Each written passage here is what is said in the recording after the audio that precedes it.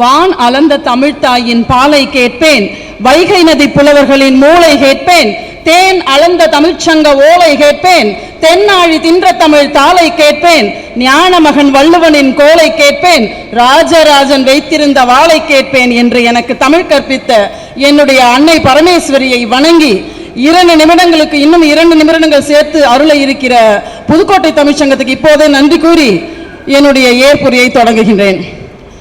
முதலில் உண்மையிலேயே மனதார புதுக்கோட்டை தமிழ்ச்சங்கத்தினருக்கு நான் என்னுடைய தவிர யார் கால்களில் வீழ்ந்தவள் கிடையாது. ஆனால் உங்களை வணங்குகிறேன் என்றால் அத்தனை விஷயங்களை நீங்கள் அற்புதமாக செய்திருக்கிறீர்கள். அதை சொல்வதற்கே எனக்கு 3 நிமிடங்கள் பார்த்தாது, 3 நிமிடங்களுக்கு மேலாகும். இப்படி 2 நிமிடங்கள் என்பது குறைவுதான். ஆனால் நேரத்தின் அருமை கருதி 2 விஷயங்களை சொல்கிறேன். முதலில் இத்தனை வருடங்களாக கலை, இலக்கியம், கவிதை, மொழிபெயர்ப்பு என்று நான் தொடர்ந்து இயங்கி வருகையில் என்னை எல்லா எழுத்தாளர்களின் வீடுகளில் இருக்கிற இணையை போல என்னை சகித்துக் கொண்டிருக்கிற என்னுடைய அருமை கணவர் வில்லாளனுக்கு என்னுடைய நன்றி. ஏந்து நிற்கலாம்.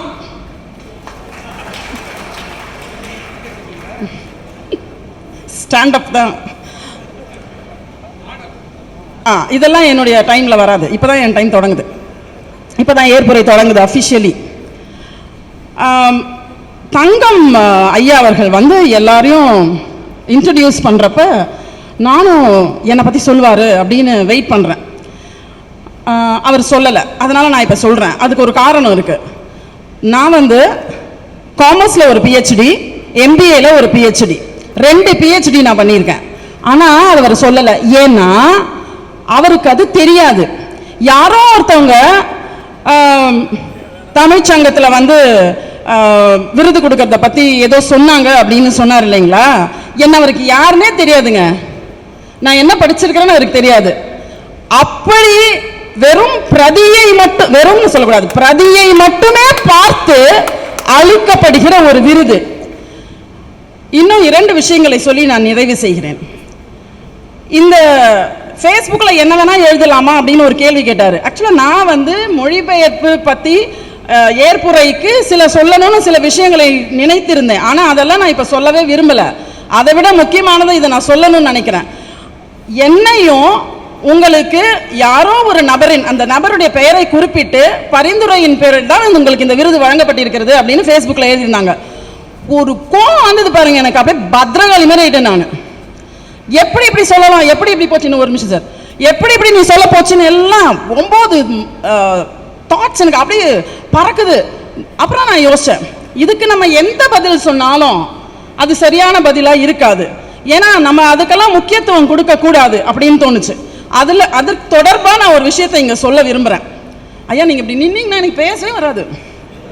ஸ்டூடெண்ட்ஸ் வந்து நம்ம போனோம்னா இன்விஜிலேட் பண்ணும்போது நம்ம போனால் எழுதவே மாட்டான். நீங்கள் போங்க மேம், நீங்கள் போங்க மேம், அப்படியே கை வச்சிருப்பான். அது மாதிரி இருக்கு எனக்கு. இது இன்னும் ஒரு 2 நிமிஷம் நான் முடிச்சிடறேன்.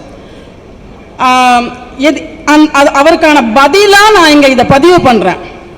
சென்ற வருடம் அக்டோபர் 2ஆம் தேதி பொள்ளாச்சி மகாலிங்கம் விருது, 2ஆம் விருது 50,000 ரூபாய் நான் வாங்கினேன் மொழிபெயர்ப்புக்கு. அது எந்த நூலுக்காக என்றால் போரொழிந்த வாழ்வு என்ற நூலுக்காக. அந்த போரொழிந்த வாழ்வு நூல் அப்துல் ரசா குர்னா என்பவர் நோபல் பரிசு வாங்கியவர், அவர் எழுதிய நூல். அதுல அந்த 420 பக்கத்துல ஒரு 20 பக்கம் தான் ஆங்கிலமே இருக்கும். தொடர்ந்து ஒரு பக்கத்துல ஒரு 100 சொல் இருக்குன்னா பல சொற்கள் அதுல ஜெர்மன்ல இருக்கும், பிரெஞ்சுல இருக்கும், எல்லா மொழிகளும் கலந்துருக்கும். நாவலம் மொழிபெயர்த்து முடித்த பிறகு கூட 2 சொற்கள் எந்த மொழினே என்னால் கண்டுபிடிக்க முடியல. அப்புறம் பார்த்தா அது அல்பேனிய மொழியில இருக்குது.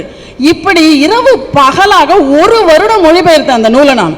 அதே போல இஸ்தான்புல்லின் ரகசிய கனவுகள் நூல் நான் என்னுடைய FB ஃப்ரெண்டான சுபான் பீர் முகமது அவரை தொடர்பு கொண்டு கேட்கிறேன். என்னன்னா துருக்கியில இஸ்லாம் மதத்தை சேர்ந்தவங்க துவா செய்யறப்ப அந்த உச்சரிப்பு இருக்கு இல்லையா, 2-3 இடத்துல இந்த துவா வருது.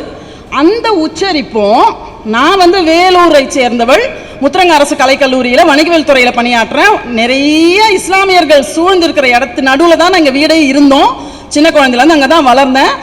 ஆனாலுமே இங்கே இந்தியாவில் இருக்கக்கூடிய அந்த துவா செய்யறப்ப வர்ற அந்த உச்சரிப்பும் இஸ்தான்புல்லில் இருக்கக்கூடிய அவர்கள் செய்கிற உச்சரிப்பும் வேற.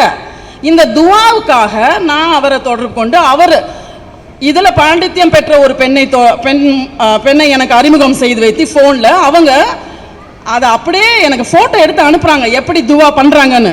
அதை வாய்ஸ் கிளிப்பா எனக்கு அனுப்புறாங்க. அதை நான் வந்து மொழிபெயர்ப்புல கொண்டு வரேன். இப்படியெல்லாம் செய்த மொழிபெயர்ப்பை ரொம்ப சாதாரணமா நீங்க வந்து யாருடைய பரிந்துரையின் பேரிலோ என்றெல்லாம் சொல்லிவிட்டு போய்விடக்கூடாது. நீங்கள் புதுக்கோட்டையில் இதை இவ்வளவு பேர் சூழ நீங்கள் தனியாக செய்து கொண்டிருக்கிறீர்கள் என்று நினைக்காதீர்கள் தங்கமையா. பழங்கோட்டை வேலூரில் இருக்கிறோம் நாங்கள் எல்லாம், உங்களுக்கு துணையாக இருப்போம் என்று சொல்லி நேற்று இரவு கூட இன்று காலை கூட வந்து என்னை அரவணைத்து அன்போடு என்னை பார்த்து கொண்ட தோழி தேவதா கீதா அவர்களுக்கும் பீர் முகமது ஐயா அவர்களுக்கும் மற்ற இவ்வளவு பேர் கூடியிருக்கிற அரங்கை பார்த்தாலே மகிழ்ச்சியாக இருக்கிறது. உங்கள் அனைவருக்கும் நன்றி கூறி விடைபெறுகிறேன். நன்றி, வணக்கம்.